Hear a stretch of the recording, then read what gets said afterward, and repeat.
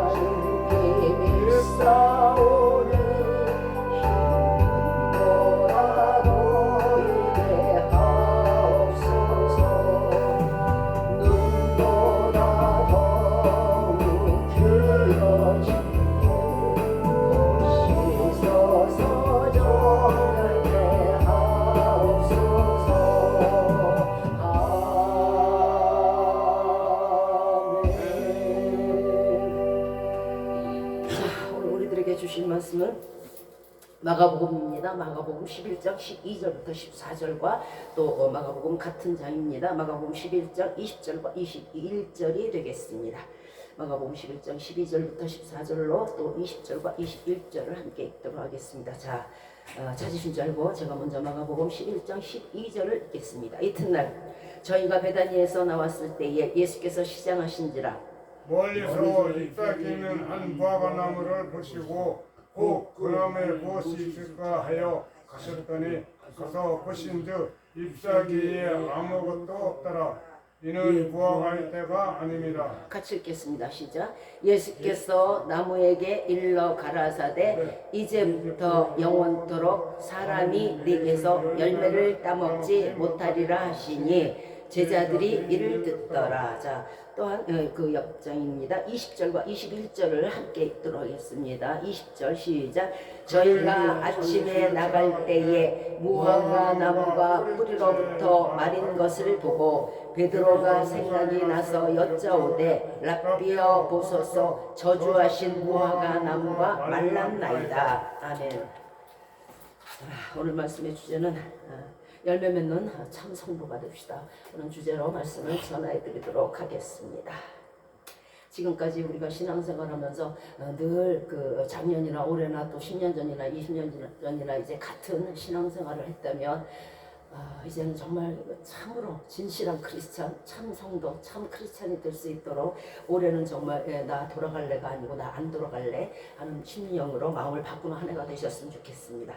오늘 보면 12절에서 예수님이 이제 예루살렘 성전을 쭉 둘러보셨어요. 그리고 나서 이제 나가시는데 어디 가냐면 베다니로 가셨어요. 베다니가 참 유명한 곳인데 나사로가 살았던 곳이고, 그리고 나사로를 치유했던 곳이 바로 다시 살리신 곳이 바로 베다니예요. 그리고 26장에서 여인이 옥합을 깨뜨린 사건이 있었죠. 머리에 붓고 예수 때 머리에 붓고, 그리고 머리털로 발을 씻긴 그런 일이 바로 베다니에서 일었습니다. 또한 요한이 세례를 주던 곳이 바로 베다니입니다. 자, 이제 예수님은 이 베다니에서 이제 가시다가 몹시 시장하셨어요. 근데 멀리 보니까 와, 잎사귀가 막 엄청나게 많은 무화과 나무를 발견하신 거예요. 혹 무엇이 있을까 하고 다가가서 이렇게 보시니까 아무리 뒤져봐도 아무것도 나오지가 않는 거예요. 이는 무화과의 때가 아니었어요. 무화과 열릴 때가 아니었던 거죠. 자, 그러니까 예수님께서 이렇게 저주를 하십니다. 이제부터 영원토록 사람이 내게서 먹을 것을 따먹지 못하리라 하고 저주를 하셨어요. 자, 즉 열매를 맺지 못하는 저주를 내리신 것이에요. 자, 세상 모든 만물들은요, 저마다 누군가에게 유익이 있도록 만들어졌어요. 돌멩이 하나도요. 그리고 또 지어졌어요. 그러므로 열매를 내야 할 나무가 영영이 열매를 내지 못하게 됐다는 것은요, 유실수로서의 가치가 전혀 없는 걸 말해요. 그건 유실수가 아니죠. 예. 사람도 사람으로서 서로 누군가에게 도움이 되고 유익이 되도록 지어진 거예요. 하나님께서 모든 사람들을 창조하실 때 서로 돕고 서로 의지하고 서로 화목하라고 사람을 내셨어요. 자, 그런데 사람이 사람으로 태어나서 가장 큰 저주가 뭘까요? 무화과 나무처럼 누군가에게 절대적으로 유익이 되지 못하는 거예요. 사람이 사람으로 태어났는데 누군가에게는 유익을 주어야 돼. 하다못해 정말 작은 일을 해서라도 누군가에게 배가 불러야 되고 누군가에게 옷이 지어져야 되는데 그거를 전혀 하지 않는다는 거죠. 사람이 사람으로서 유익을 주지 못한다면 사람으로서의 가치성이 없는 거예요. 무화과 나무가 열매를 내지 못하면 무화과 나무로서의 열매를 내야 하는 나무로서의 가치가 없는 것처럼 사람도 마찬가지예요. 누군가에게 도움이 되지 못하고 해악이 된다 그러면 사람으로서의 가치가 없는 거죠.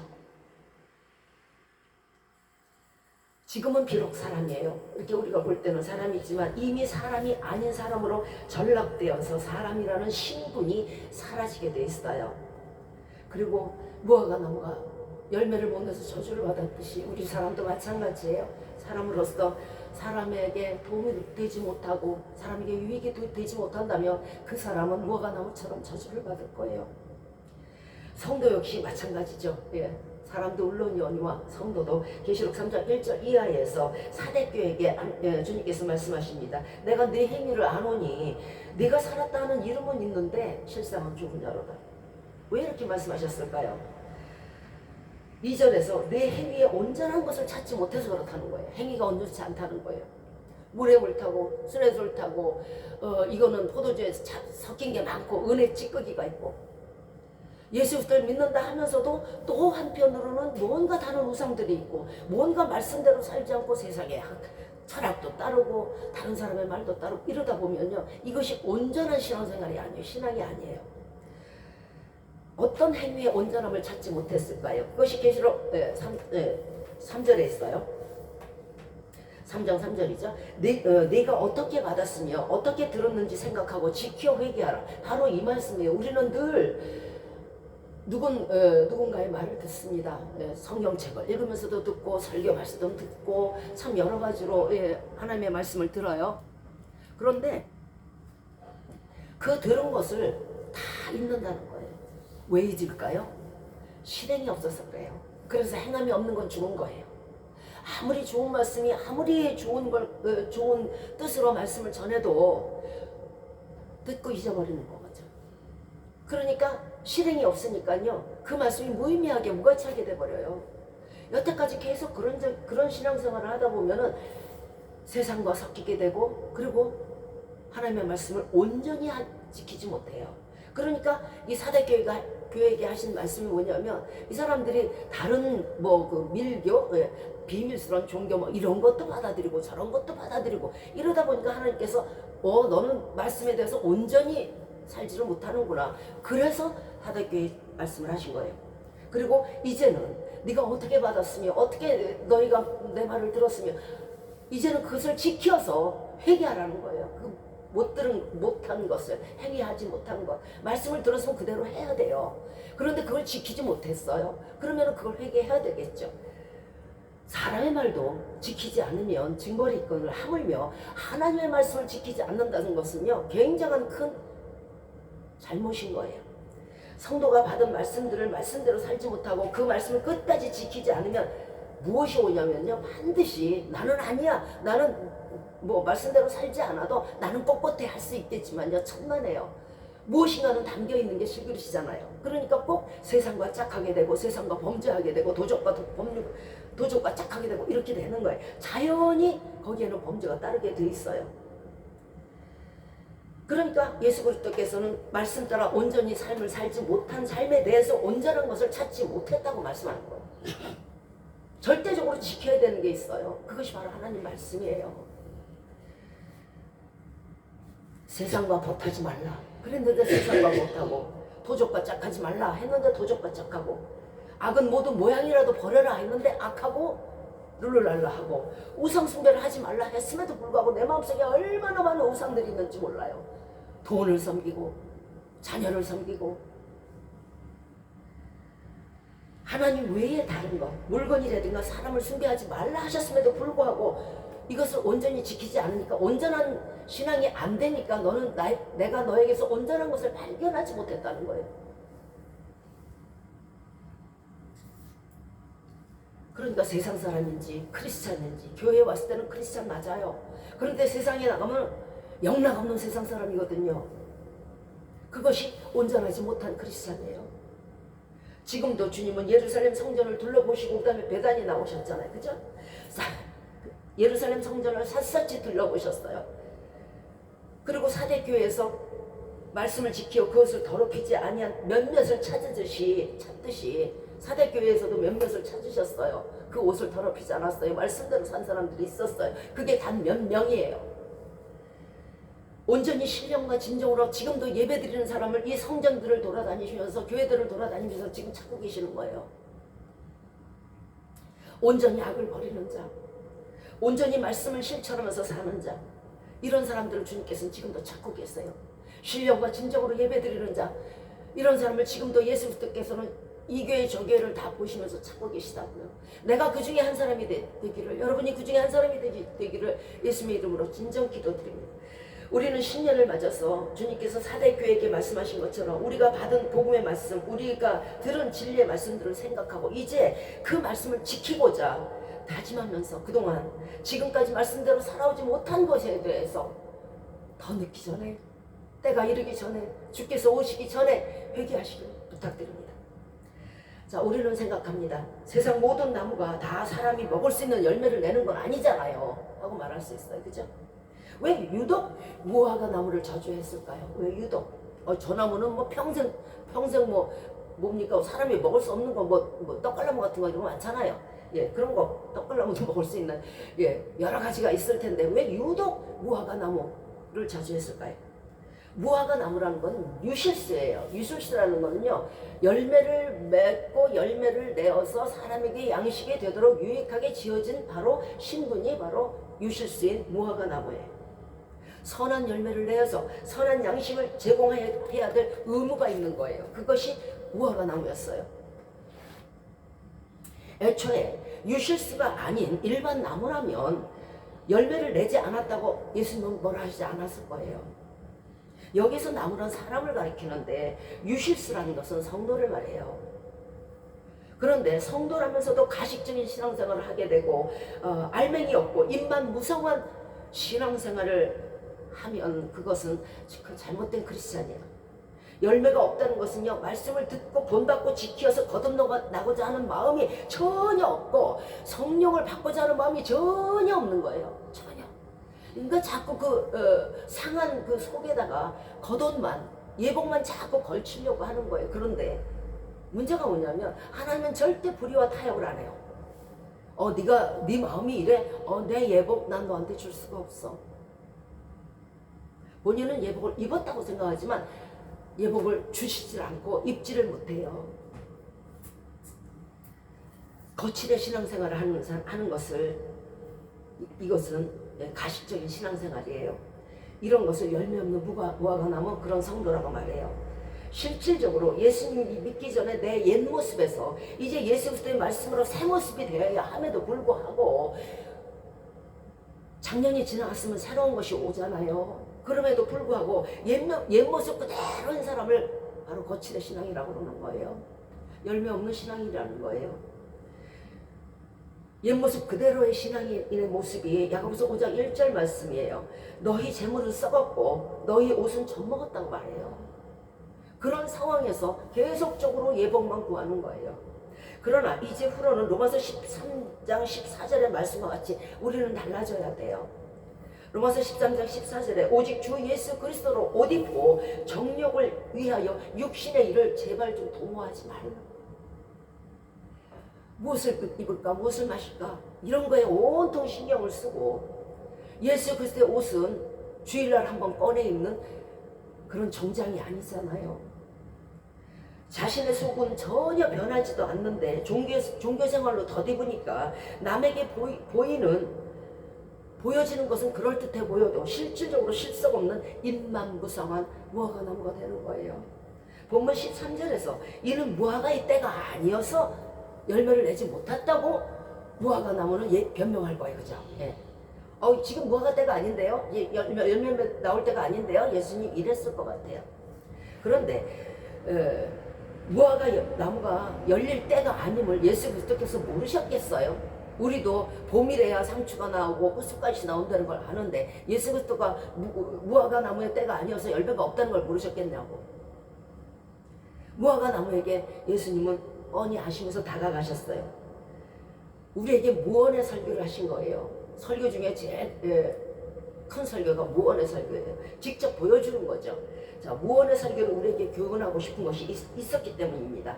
디모데후서 4장 2절에서 너는 말씀을 전파하라. 때를 얻든지 못 얻든지 항상 힘쓰라 했음에도 불구하고 이 무화과 나무는 항상 열매를 냈어야만 해요. 우리도 마찬가지예요. 겨울이 아니어도 여름이 아니어도 겨울이 아니어도 봄이 아니어도 우리도 평생을 항상 언제나 열매를 내야 되는 의무가 있는 사람들이에요. 성도의 맡은 바 직무라는 게 뭘까요? 성도에게는 두 가지가 있어요. 하나는 직무고 직접 일을 해야 되는 거예요. 일하는 것이 직무예요. 그 세상에서 직장이 있듯이. 그리고 또 하나는 성도의 의무예요. 성도의 의무라는 것은요, 성도가 성도답게 성도로서 인정받을 수 있는 성도가 되는 일이 바로 의무거든요. 자, 성도에게는 직무와 의무가 있어요. 성도의 맡은 바 직무라는 건 뭘까요? 무슨 일을 해야 될까요? 디모데후서 4장 5절이에요.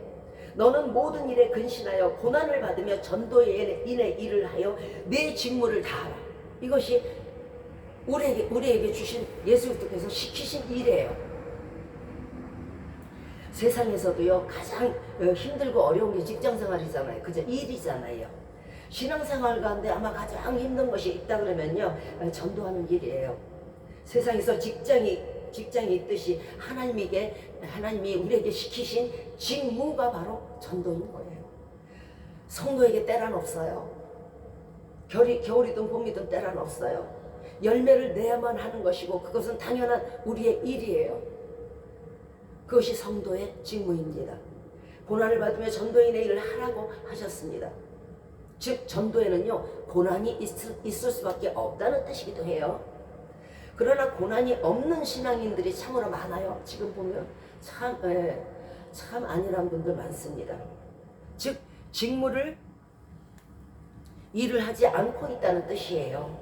예수님이 열매를 바라보시고 무화과 나무에 다가갔는데 실망하셨을 때에 그 징계로 나무 뿌리까지 마르지 않았습니까? 그러면 우리가 고난이 없이 주의 직무를 하지 않는다면 우리의 뿌리는 어떻게 될까요?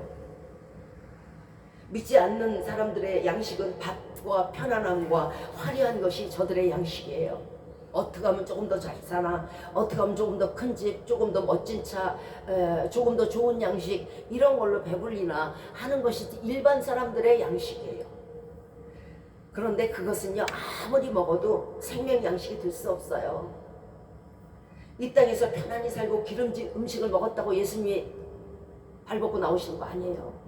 그러나 성도의 양식은요, 비록 입에 쓰고 마음에 쓰고 가슴이 찢어지게 아플지라도 고난을 받으면서 복음의 일을 하는 것이, 전도를 하는 것이, 그것이 우리의 양식이 될 거예요. 이거는 틀림이 없어요.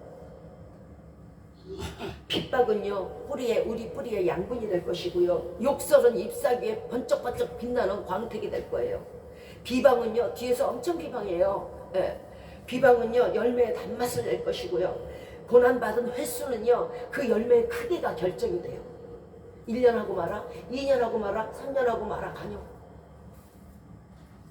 달덩이 같이 커지려면 평생을 해야 될 거예요. 우리는 그날에 자신이 자랑스러운 열매를 손에 들고 있을 것이며 많은 사람들의 부러움의 대상이 될 것이에요. 잠깐의 인내로 엄청난 열매를 얻을 것입니다. 우리는 또한 이 한 해에, 아니 영원히 우리의 양식이 먹고 마시는 것에 있지 않을 깨달아야 합니다. 우리가 누구예요? 성도잖아요.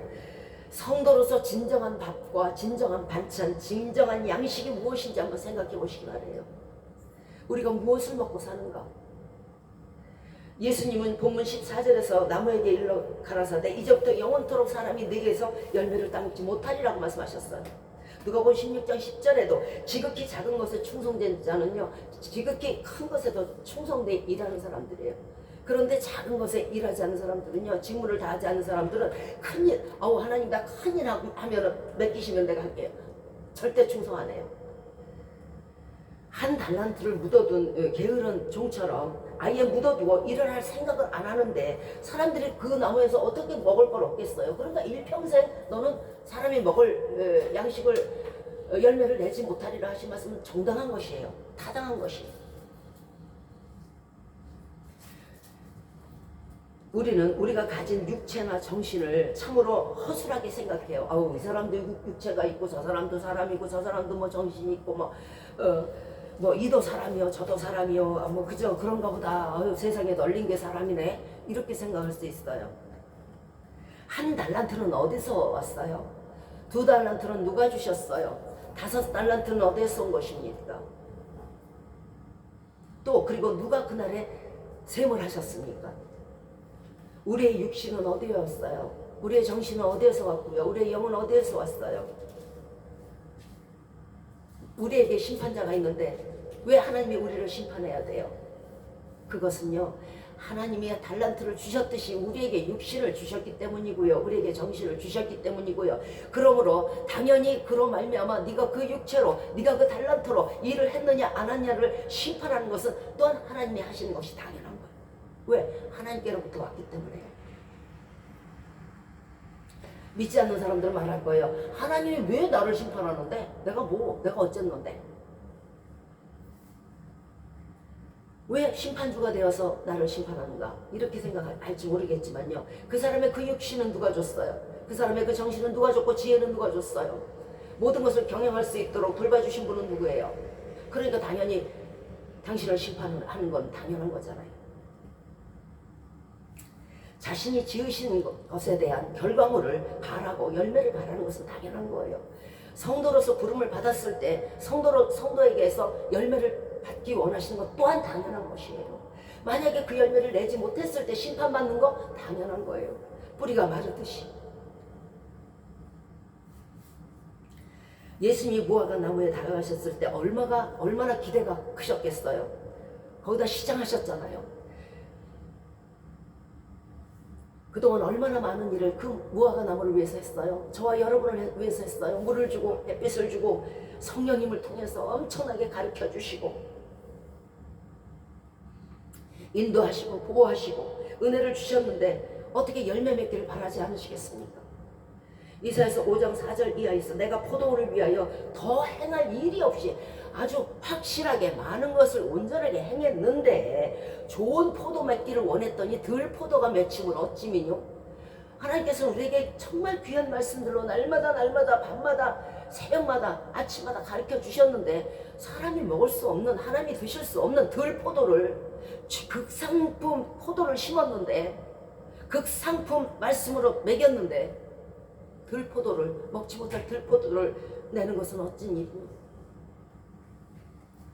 이에 하나님은 그 포도원에 대해서 징계를 말씀하십니다. 이사야서 5절 이하에서 그 울타리를 걷어서 먹힘을 당하게 하고, 울타리 걷으면 뭐가 와요? 여우가 오겠죠. 담을 헐어서 짓밟을 것이라. 필요가 없으니까. 그 포도를 황무케 하고 진료와 향극이 나고 구름을 명하여 다시는 비를 내리지 말라 할 것이다. 다시는 은혜, 너 언제 은혜 없어. 왜? 일을 안 하니까. 그동안 말씀으로 양육하고 돌보셨음에도 불구하고 막상 들여다보니 쓸데없는 지식과 쓸데없는 가식과 쓸데없는 자기 자랑만 가득한 그런 거칠어뿐인 신앙인들. 비록 전도뿐만이 아니고 성령의 열매를 거두지 못하는 사람들, 작년에도 똑같고 재작년에도 똑같고 도대체 변함이 없어요. 말씀으로 양육했으면 변해야 되는 거잖아요. 그죠? 뭔가 들었으면은 내가 뭐 하다못해 이성우화 얘기를 들어도 내가 나쁜 임금이 되지 말아야지, 나 좋은 임금 돼야지, 나 충성돼 이런 뭔가 각성이 있잖아요. 그게 없다는 거야, 전혀. 그러니까 그렇게 양육을 했는데 와서 무화과나무를 열어보니 도대체가 아무것도 없는 거예요.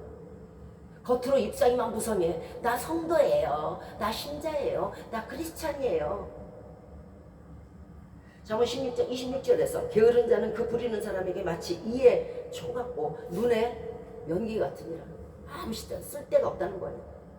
그날의 모든 사람들은 두 손에 열매를 가지고 주님 앞에 설 것이에요. 이것은 틀림없어요. 우리가 상상할 때 하나님 앞에 어떤 모습으로 우리가 쓸까? 하얀 옷을 입고 세마포 옷을 입고 쓸까? 뭐 다들 이렇게 쫙 서 있겠죠? 그러면 두 손은 이렇게 내릴까? 이렇게 하고 있나? 아니면 이렇게 기도하는 그날에요, 여러분 가슴에요 이렇게 양손을 이렇게 하고요, 본인이 그동안 해온 모든 것들이 거기에 담겨요. 그것이 가시 열매든 찔레 열매든 형극이든 그것이 성령의 열매든 열매를 가지고 와요. 그 열매가 사랑의 열매요, 희락의 열매요, 화평의 열매요, 오래 참음의 열매요, 자비와 양성과 충성과 온유와 절제의 열매들을 갖고 온단 말이에요. 여기에서 한 가지 열매를 더 한다 그러면 그것이 전도의 열매일 거예요. 성령의 9가지 열매는요, 잘 들어주세요. 사랑과 희락과 화평과 온유와 모든 것은요, 성령의 9가지 열매는요, 성도의 의무예요. 이거는 없으면 못 들어가요. 너희가 성령으로 거듭나지 않으면 못 들어가는 것처럼 성령의 9가지 열매가 없으면 못 가요. 전도의 열매는요, 성도의 직무인 거예요. 이거는 상의 직결이 돼요. 성도의 의무란 성도가 성도로서 갖춰야 할 기본 양식을 말해요. 기본 양식이 안 돼 있다는 거예요. 성령의 열매가 없으면. 성도의 직무란 것은 부름받은 성도로서 이 땅에서 내가 하여야 할 일을, 하나님께서 명하신 일을 해야만 하는 것이 바로 직무예요. 직무와 의무가요 없으면요, 무화과나무에게 행해졌던 그 저주와 같을 거예요. 요한복음 3장 5절에서 예수께서 대답하시되 사람이 물과 성령으로 나지 아니하면 하나님 나라에 들어갈 수 없다 그랬잖아요. 자, 그러면 성도의 의무가 희락과 사랑과 화평인데, 자비와 양상, 충성, 온유, 절제인데 하나님 나라에 들어갈 수 없다? 이게 성령의 9가지 열매면 들어갈 수 없다? 누구나 지금 의심할 거예요. 없어도 들어갈 수 있지 뭐. 그거 없다고 못 들어가나? 성령의 열매가 없으면 악령의 열매가 있어요. 그러면 사랑 대신에 미움가 있고 시기가 있고, 화평 대신에 분쟁이 있고, 희락 대신에 싸움이 있고, 불평하고, 인내 대신에 조급하고, 자비 대신에 독선이 있고, 양선 대신에 완악하고, 충성 대신에 게으르고, 온유함 대신에 싸납고, 절제 대신에 방종이, 전도 대신에 게으름이 있다 그러면 이런 사람이 어떻게 천국을 가겠냐고. 그러니까 성령의 9가지 열매가 없으면 못 가는 거예요. 이거는 내가 변해도 되고 안 변해도 되는 게 아니고요. 꼭 변해야 여러분은 천국 가요. 저와 여러분 꼭 천국 가려면 성령의 9가지 달아야 돼요. 그대로 화내고 그대로 분내고 시기와 미움이 가득 있고 남 안 되기 바라고 이 땅에서도 그런 사람을요 못됐다 그래요. 이 못된 사람이 어떻게 천국 가냔 말이야. 예수 믿는다는 거 하나로 예수 믿는다 그러면 뭔가 달라진 게 있어야 될 거 아니에요. 그 달라진 열매를 가지고 가야 되는 거예요. 믿는 자로서 성령의 열매가 없으면요 사람들이 그 열매를 먹지를 못해요. 미움과 독성과 싸나움이 있고요. 싸움의 열매를 어떻게 써서 어떻게 사람들이 먹겠어요.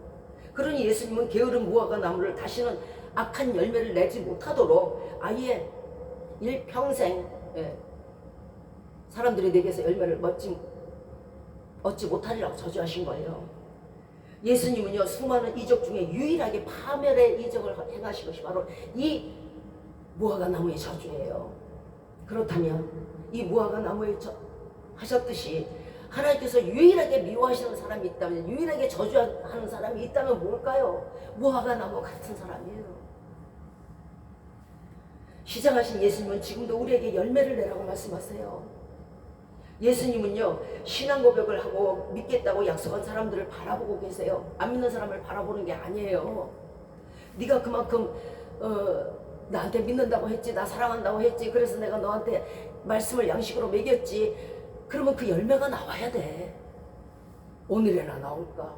내일이나 얘가 양순해지나, 모레나 제가 겸손해지나 이러고 기다리고 계신다고. 왜? 말씀을 씨를 먹었으면 싹이 나와야 될 거 아니야. 먹지 못할 나무에서 열매를 바라시는 게 아니에요. 불신자들에게서 하나님께서 열매를 바라시겠어요? 안 바래요. 그런데 먹을 열매를 당연히 내야 할 성도에게서 열매가 안 나오는 거예요. 그랬을 때 그 실망감이 어떨까요? 그래, 내가 성령의 9가지 열매가 없어. 그게 뭐 그렇게 큰 죄겠어? 하고 말씀하실 분도 있어요. 입만 무성하다는 것은 우리가 볼 때는 그냥 아유 예수님 그냥 돌아가시고 말하겠지 뭐, 열매가 없으니 뭐 못 드셨겠지, 이렇게 얘기할 수 있지만 이것은요 기만죄에 해당이 되는 거예요. 왜 그러냐면요, 예수님은 당연히 잎사귀가 무성하니까 열매도 있을 거라고 생각하신 거예요. 그런데 가보니까 없어? 그럼 속인 거잖아요. 예배가 있고 찬양이 있고 예식이 있고 기도가 있고 말씀이 있는 곳에서 예수님은 당연히 성령의 열매를 찾으실 거예요. 아, 이 사람이 온유한가? 아, 이 사람이 겸손한가? 아, 이 사람이 사랑있나? 아, 이 사람이 충성있나? 이거 찾으신다고. 예배가 있는 곳에서. 그런데 예배가 있는 곳에서 입만 무성하네, 열매가 없네.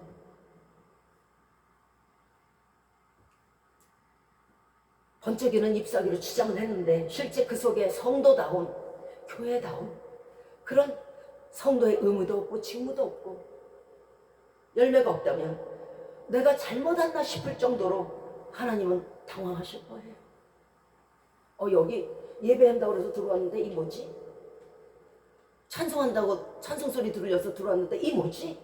전부 가식을 가지고, 전부 미움과 시기와 다툼을 가지고, 전부 분쟁을 가지고 찬송하네?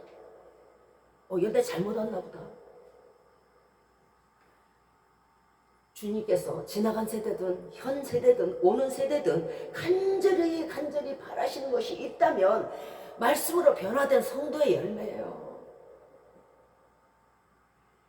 이전의 행실에서 말씀으로 바꾸어진 예수님 닮은 삶, 이것이 성도의 열매인데 이 열매를 찾으실 거란 말이에요. 열매를 찾지 않으실 것 같으면 뭐하러 말씀의 씨를 뿌리셨겠냐고. 주님은요 요한복음 15장 16절에서 성도를 택하신 이유에 대해서 이렇게 말씀하십니다. 너희가 나를 택한 것이 아니요 내가 너희를 택하였나니 이는 너희로 가서 과실을 맺게 하고 또 너희 과실이 항상 있게 하여 내 이름으로 아버지께 무엇을 구하든지 다 받게 하려 함이라. 왜 하나님이 우리에게 성령의 열매를 거두라고 말씀하실까요? 우리가 선해지고 착해지고 성령의 열매를 거둔들, 바르게 산들, 그것이 하나님께 그 무슨 큰 득이 되겠습니까? 아니, 그게 아니에요. 그게 아니에요. 기도가 응답을 받으려면요, 이 성령의 열매가 없이는 안 돼요. 죄송하지만 마음이 악한 상황에서 드리는 기도도 하나님은 가증하게 여기세요. 또 성령의 열매를 맺어서 내 앞에 항상 열매가 있게 하라, 항상 있게 하라 하신 그 말씀은 우리 인간은요 1초마다 필요한 게 나와요. 오늘도 필요한 게 있고 내일도 필요한 게 있고 1시간 후에도 필요한 게 있어요. 심령에 소망하는 게 있단 말이에요. 그러면 항상 우리가 열매가 있어야 우리가 구하는 모든 것을 다 들어 응답하신다는 뜻이에요. 여러분의 드리는 기도가 어떤 기도는 응답받는데 야 어떤 기도는 응답을 못 받네, 이거 왜 그런 줄 같아요? 성령의 앞까지 열매가 없으면요 응답 못 받아요. 어쩌다 한번 선한 일을 하면 거기에 대해서는 응답하셨을 거예요. 그러나 또 보니까 악한 마음을 품고 또 기도하네? 안 들어요. 그러니까 어떤 기도는 응답되고 어떤 기도는 응답이 안 돼요. 그러니까 하나님께서 성령의 열매를 거두라 하시는, 다 완전하게 거두고 맨날 거두고 항상 내 앞에 열매가 있게 하라 그 하신 말씀은 너의 기도가 너희는 뭐든지 구해야 되는 인간이기 때문에 너희의 모든 기도가 다 하나님 앞에 응답받게 하기 위해서 항상 내 앞에 열매가 있도록 하라는 거예요. 우리의 모든 기도가 응답받으려면 항상 열매를 준비해서 드려야 되지 않겠습니까? 잎사귀만 무성하고 진리의 말씀을 듣고 실천이 없는 사람은요 그저 그리스도인의 삶을 가장하고 흉내내는 삶에 불과한 거예요. 본인은 크리스찬이어도 하나님은 절대 그렇게 생각 안 해요. 흉내내는 사람, 이런 사람들에게 특징이 있어요. 만약에 우리 자신이 이 중에 하나라도 끼어 있다면요 온전히 회개하시고 버리시기 바래요. 새해에는 바꿔주시기 바래요. 디모데후서 3장 3절 이하에서 무정하고 정이 없어요. 아주 자기만 알아요. 절제하지 못하고 싸납고 선한 것을 좋아하지 않고 타인을 억울하게 하고 배반하여서 팔고 조급하며 스스로 높이고 교만하고 쾌락 사랑하기를 하나님 사랑하는 것보다 더하며 경건의 모양은 있으나 경건의 능력은 부인하는 거예요. 하나님을 믿는다고 하나 하나님의 능력은 부인하는 거예요. 하나님이 싫어하시는 사람은요 악한 마음속에 겉으로 자신을 성스러운 사람이라고 포장하는 거예요. 그걸 하나님이 제일 싫어해요. 다른 사람들은 다 악하다 하는데 자기 혼자 선해. 자기 혼자 성스러워. 열왕기상 18장 21절에서 바알이 만약 하나님이면 글로 가라는 거예요. 잠언 26장 23절에서 온유한 입술에 악한 마음은요 낮은 은을 입힌 톡이에요. 금방 그 은이 벗겨져요. 그리고 그 마음이 보여요. 어떤 이가 말했습니다. 인간의 행동으로 인해서 가장 아름다운 것도 가장 불쾌한 것으로 바뀐다고요. 그것은 시들어버린 백합화 냄새가 잡초가 씻은 것보다 더 추악하기 때문에 그래요. 성스러운 것이 타락하고 성스러운 것이 제대로 향기를 내지 못하면요 썩은 백합화처럼 지독한 불쾌한 냄새를 풍기는 거예요. 우리는 주기도문과 사도신경으로 늘 신앙 고백을 드려요. 그죠? 하나님을 믿고 예수님을 믿고 성령님을 믿고 부활을 믿고 영생을 믿고 하나님을 사랑하고 죄사함을 받고 영광을 돌린다고 고백해요. 그런데 이 신앙 고백에서 이 신앙 고백을 온전하게 실천하지 아니하고 거짓으로 드려진다면 가중처벌이 되겠죠. 날마다 하니까. 성도의 직무도 없고 성도의 의무도 없는 거짓 고백, 속이는 고백은요 징벌이 있게 되고요 그 징벌은 무화과 나무의 뿌리가 마른 것처럼 이를 것이에요. 성도로서 뿌리가 마른다는 것은요 예수 그리스도의 진액을 먹을 수 없기 때문에, 은혜를 얻지 못하기 때문에 성도로서의 자격을 폐한다는 뜻이에요. 자기 자식이면 먹을 것을 주지 않겠습니까? 아침 저녁 점심 저녁을 차려주지 않겠습니까? 그러나 타인이란 차려주겠어요? 그러니까 은혜가 멈출 수밖에 없어요. 성도라고 하면서 직무에 태만히 하는 자, 그것은 직무 태만이고요. 성도라고 하면서 의무를 다하지 않는 것은요 성도라는 이름의 자격을 미달인 거예요. 열매가 있어도 되고 없어도 되는 것이 아니에요. 열매가 있고 없다는 것은요 있고 없고의 문제가 아니라 성도가 되고 안 되고의 문제예요. 자격을 박탈당했는데, 성도의 자격이 미달됐는데 어떻게 성도겠어요? 그러므로 의무는 꼭 지켜야만 해요. 열매 맺지 않는 거에 대해서 우리는 아주 너그럽게 생각해. 아유 뭐 성격이겠군요. 내 성격이래요.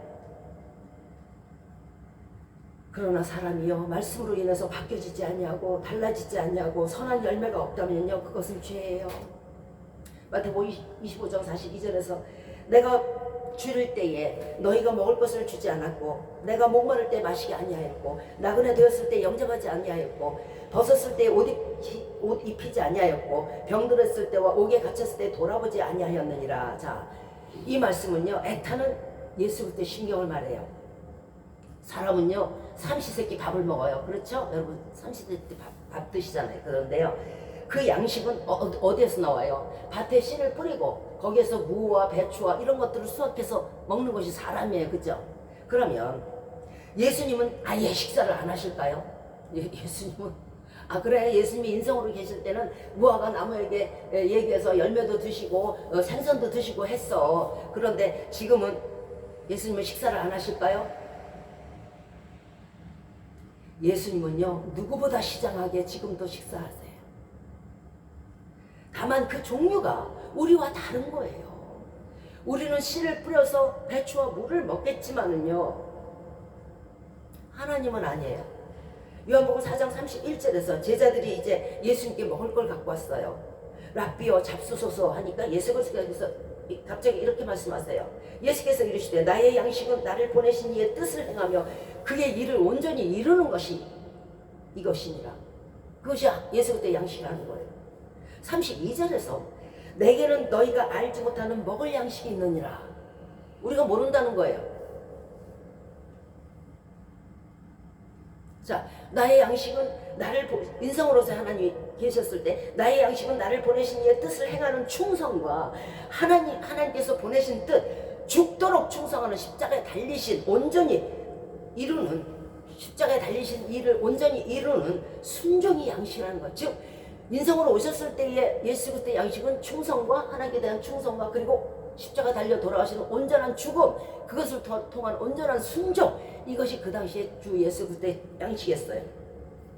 욥기 23장 12절에서 내가 그 입술의 명령을 어기지 아니하고 일정한 음식보다 그 입의 말을 더 귀히 여겼구나 하고 말했어요. 충성과 순종이 예수님 사역 시의 양식이었습니다. 그렇다면 예수님이 지금 승천하셨잖아요. 그죠? 하나님 보좌 우편에 계시잖아요. 지금은 식사를 안 하실까요? 우리가 씨를 심고 상추를 거두고 물을 거두고 배추를 거두고 벽씨를 거두도 예수님도 씨를 뿌리잖아요. 무슨 씨 뿌렸어요? 말씀의 씨를 뿌렸잖아요. 세상에다 뿌렸잖아요. 세상의 밭에다가. 그러면 성도들에게도 뿌렸잖아요. 그러면 씨 뿌린 주님의 입장에서는요 말씀의 씨가 이제 성도 속에 들어가서 열매를 맺어서 주님이 수확하여 드시는 것이 당연한 거예요. 그러면 주님의 양식은 뭐예요? 성도의 열매예요. 그리고 우리는 삼시세끼를 먹을지라도 예수님은 항상 시장하신 거예요. 항상. 무화과 나무처럼 예수님이 시장하실 때에 선한 열매를 드려야 해요. 목마를 때에 어디 진정한 생명수 말씀이 없나 하고 이렇게 다니실 때에 정말 온전한 말씀을 전하는 시원한 생명수 또 하나님께 충성하는 그 생명수를 드려야 해요. 나 갈 곳 없이 나그네 되었을 때에 어디도 온전히 예수님을 환영하는 곳이 없고 예수 그때의 말씀을 정말 송이골처럼 받아들이는 곳이 없을 때에 인정하고 환영하고 모셔드려야 해요. 예수 그리스도께서 사랑이 없는 이 땅에 보시면서 추워서 덜덜 떠시면서 헐벗고 계실 때에 하나님을 사랑하고 예수님을 사랑해요. 그리고 성령을 환영하고 인정하고 모셔드려요. 그리고 사람들을 사랑해요 하는 그 사랑으로 영접하는 사람이 없다는 거예요. 그것으로 옷을 입혀드리지 못했다는 거예요. 따뜻하게. 그러니까 내가 헐벗었을 때 너희는 내게 옷을 주지 않았고 내가 목이 말라 진리의 말씀이 없는 거야. 그 말씀 행하는 데가 없는 거야. 목이 마른데 정말 진실로 그 말씀 행하는 사람이 없다는 거예요. 믿음 있는가 보니까 없다는 거예요. 서로 핥히고 뜯고 물고 화목도 없고 화평도 없고 사랑이 없어서 추워서 계실 때에 사랑으로 옷 입혀드리지 못했다는 거예요. 병들었을 때 자비를 베풀지 않았고 옥에 갇혔을 때에 긍휼히 여기지 않았다는 거예요. 작은 소자에게, 보잘것없고 필요한 사람에게 자비와 용서와 사랑과 긍휼의 열매를 베풀지 않은 것이, 이 열매를 드리지 않은 것이 저주받을 일이 되는 거예요. 그래서 말씀하십니다. 양은 오른편에, 염소는 왼편에 두어라. 내가 벗었을 때 옷 입히고 병들었을 때 돌아보고 옥에 갇혔을 때 긍휼히 여긴 그 사람들을 의인이라고 말해요. 성령의 열매를 거둔 사람들을 의인이라고 그래요. 필요한 사람들에게 하나님의 말씀을 전파하고 사랑을 전파하고 자비를 베풀고 긍휼을 베풀고, 그것이 하나님께는 열매가 되는 것이요, 그 사람들에게는요 하나님께 영광 돌리는 일이 되는 것이에요. 마태복음 25장 37절에서 말씀하십니다. 그러나 말씀대로 행하지 아니하고 교만과 거만과 이기적이고 냉혈하고 자비가 없는 사람들에게, 마태복음 25장 41절에서 말씀하십니다. 왼편에 있는 자들아, 마귀와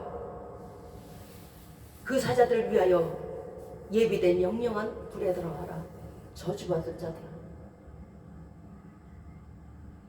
우리가 우리 마음속에 열매가 없고 그 열매를 사람들에게 보여주지 못하고 그 열매를 사람들에게 베풀지 못하고 사람이 사람에게 양식이 되지 못하고 사람이 사람에게 유익이 되지 못하고 하나님 앞에 드릴 열매가 없다 그러면 우리는 염소 자리에 서요.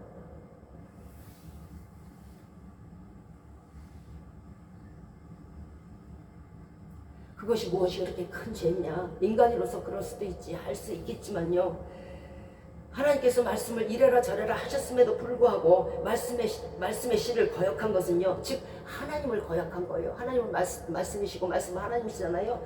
하나님을 면전에서 거역하고야 사람의 말도 거역하면 온전치 못하겠거늘 하물며 사람이 하나님께 득지하고야 어떻게 살겠습니까? 모든 만물은요, 돌 덩어리조차도 한 줌의 흙조차도 자기가 가지고 있는 능력을 사용해야 되는 거예요. 사람에게 유익하도록. 사용하지 않는 능력은 퇴화되는 것이에요. 성도로서 아름다운 성령의 열매를 맺지 못한다는 것은요, 성도의 의무를 다하지 못한 것이고요,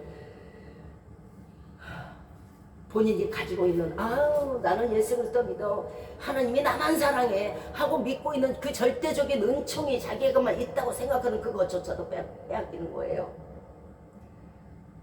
아무것도 맺지 못한 열매 나무는요, 10달란트 가진 자에게 1달란트를 뺏기는 것이에요. 그리고 있다고 생각하는 그것조차도 뺏기는 거예요.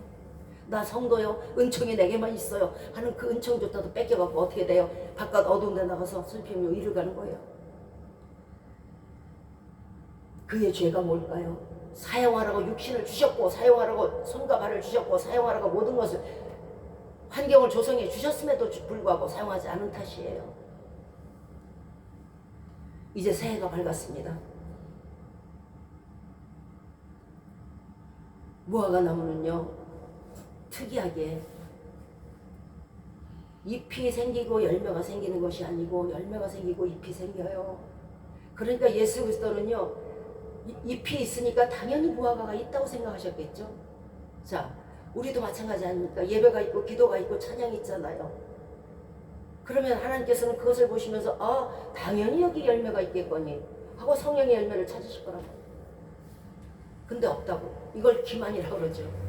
예수 그리스도 속이는 그런 해가 되어서는 안 됩니다. 자, 이제 새해가 밝았습니다. 하나님은 새해에 우리가 인지하지 못할지라도 여러분에게 예비하신 축복을 이미 예비하시고 이미 준비하시고 이제 내려주신 일만 남았어요. 많은 풍성한 복을 준비하셨습니다. 신명기 8장 7절에서 아름다운 땅과 풍부한 곡식과 산에서는 돌을 캐고 그 돌은 철이 되고 산에서는 동이 나오고 그 돌은 철이 된다고 말씀하셨어요. 그러나 이 복을 받기 위해서는 순서가 있어요. 그 첫째가 뭐냐면요, 신명기 8장에 내 하나님 여호와의 명령을 지켜서 그 도를 행하며 그를 경외할지니라. 이거 첫째예요. 이게 그 사람의 뼈와 같은 거예요. 욥기 22장 21절에서 너는 하나님과 화목하고 평안하라. 그리하면 복이 내게 이 말이야 말씀하셨어요. 하나님의 눈에 나서는 되지 않아요. 하나님의 기쁨이 돼야 돼요. 자신이 저주를 받고 미움이 가득하면 자신이 사람을 저주하고 미움이 가득하고 시기가 가득하다면요, 그런 사람이 어떻게 복을 받겠어요? 또 하나님도 돕지 않을 뿐만 아니고 사람도 돕지 않아요. 우리의 도움은 어디에서 오냐면요, 사람과 사람 간의 관계에서 오는 거예요. 조급한 마음을 버려야 합니다. 속히 부하려는 자들은 형벌을 면치 못한다고 말씀하셨어요. 마태복음 6장 33절에서 너희는 먼저 그의 나라와 그의 의를 구하라. 그리하면 이 모든 것을 너희에게 더하신다고 말씀하셨어요. 예수님이 지금 이 시간 하나님 보좌 우편에 앉아 계신 영광이 어디에서 온 거예요? 세상의 양식이 아닌 하나님 나라와 그의 의를 구했기 때문이잖아요. 새해에 영광의 위에 있는 사람이 되고 정말 축복받는 사람이 되고 싶다면요, 먼저 하나님 나라와 하나님의 의를 구해서 내가 어떻게 해야 하나? 어떻게 하나님 나라를 위해서 일해야 되나? 하나님의 의는 뭐예요? 내가 어떻게 성령의 9가지 열매를 받을까? 옛날 거 악령의 9가지 열매를 버리면 될 거 아니에요. 그러면 여러분이 구하는 것 위에 더 주시고, 더 위에 더 크게 주시고, 더 후히 주실 것입니다. 자, 그 다음에 네 번째 마지막은요, 에베소서 5장 11절 말씀이에요. 우리는 복을 받아야 돼요. 그러면 너희는 열매 없는 어둠의 일에 참여하지 말고 도리어 책망하라고 하셨어요. 2025년도에는요, 어둠 속에서 행해지는 것들은 죄예요. 그렇죠? 네. 이 죄를 버려야 된다는 것이에요. 죄가 있으면요, 손에 가증한 열매를 들게 되고요, 가증한 열매를 들은 곳에는요, 복을 얻지 못해요.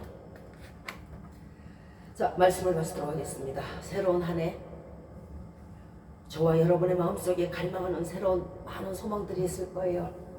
가족을 위하고, 또 자녀들을 위하고, 부모님을 위하고, 나라를 위하고, 교회를 위하고, 또 본인 스스로 많은 복을 구하고 계실 거예요.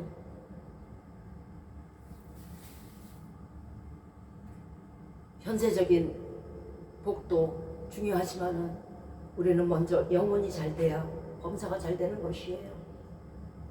영혼이 안 되고는요, 절대 범사가 잘 될 수가 없어요. 왜냐하면요, 복은 하나님께로부터 내려오는 거기 때문에 그래요.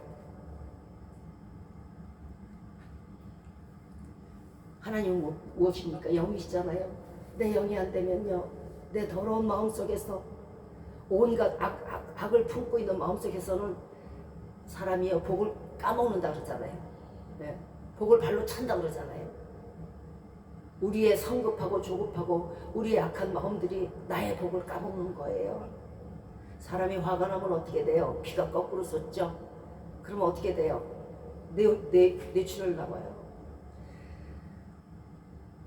자, 이제 새로운 소망의 말씀을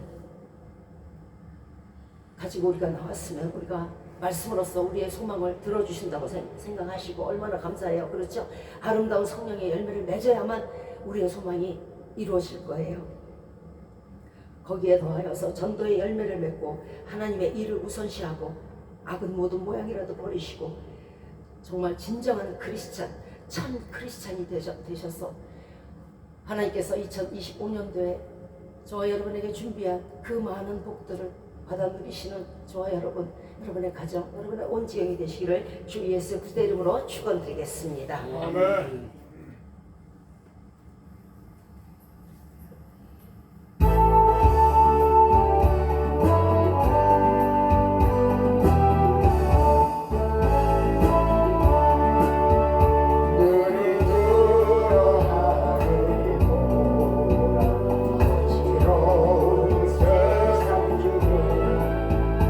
곳곳마다 사명이 하실 수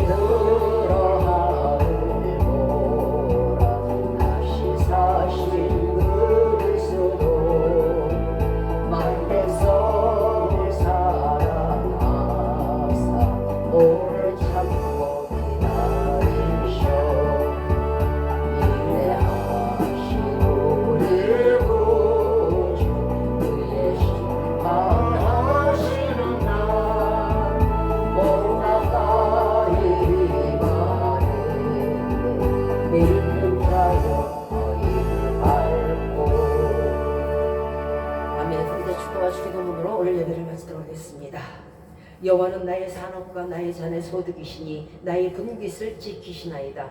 내게 줄로 재어준 구역은 아름다운 곳에 있으며 나의 기업이 실로 아름답도다. 아멘. 이제부터 우리 주 예수 그리스도의 은혜와 하나님의 사랑하심과 성령의 교통 인도 내주고 하시니 새로운 마음가짐으로 성령의 아홉 가지 열매와 전도의 열매로 주님께 선한 양식을 드리기로 이 시간 마음에 다짐하고 결심하는 우리 머리 위에 이제부터 영원토록 함께 없이를 주 예수 그리스도의 이름으로 축원드리옵나이다. 아멘. 하늘에 계신 우리 아버지여, 이름이 거룩히 여김을 받으시오며 나라의 마옵시며 뜻이 하늘에서 이룬 것 같이 땅에서도 이루어지이다. 오늘날 우리에게 일용할 양식을 주옵시고 우리가 우리에게 죄 지은 자를 사하여 준 것 같이 우리의 죄를 사하여 주옵시고 우리를 시험에 들게 하지 마옵시고 다만 악에서 구하옵소서. 내게 나라와 권세와 영광이 아버지께 영원히 있사옵나이다. 아멘. 수고하셨습니다.